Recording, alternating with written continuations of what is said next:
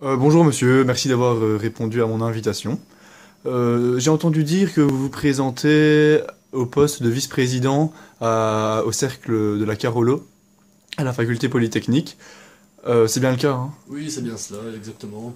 Ah, parfait. J'aimerais... est-ce que vous pourriez parler de l'art d'être VP? Eh bien, écoutez, l'art d'être VP, j'ai beaucoup de choses à dire là-dessus.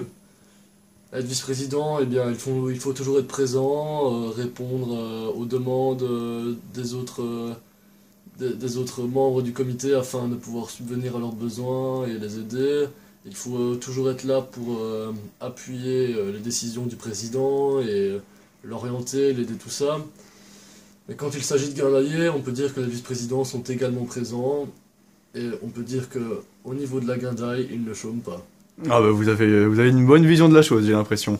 Et est-ce que vous avez quelques anecdotes à ce sujet-là? Eh bien oui, parmi les vice-présidents que je connais, nous avons Terry, par exemple. Cette dernière m'a invité 1 an avant que j'arrive à la fac, afin de pouvoir me faire découvrir un petit peu ce qu'est le monde universitaire. Eh bien, on était à son cote à la cité, et puis tout à coup, nous avons Touchette qui est arrivé dans le code de Terry, et il a sorti sa bite, et il a commencé à nous la montrer, et c'est ainsi que j'ai fait sa connaissance. Donc, également, parmi les autres anecdotes, pour Terry, celle-ci, eh bien, en Bleuzaï, nous avions Fourneau qui avait sa petite habitude à aller se coucher dans la réserve en plein après-midi parce que monsieur était un peu fatigué. À son habitude, il se faisait son petit pipi sur lui. Et notre bonne vieille amie Terry, qu'est-ce qu'elle faisait? Elle allait se coucher à côté de Fourneau, faire une petite nuit pipi à deux en amoureux.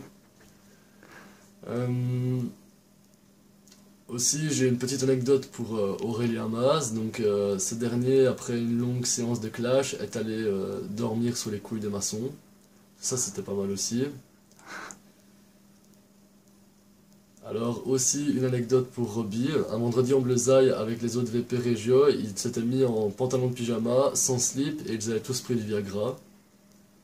Quant à Libersen, après une soirée arrosée avec Crémakers et Cambier, ils ont volé les clés du 925 afin de pouvoir picoler pour en avoir encore plus, car les fûts étaient vides. Ah bah ça va, et on en a des histoires, hein. Vous allez pas vous emmerder, hein. Ah,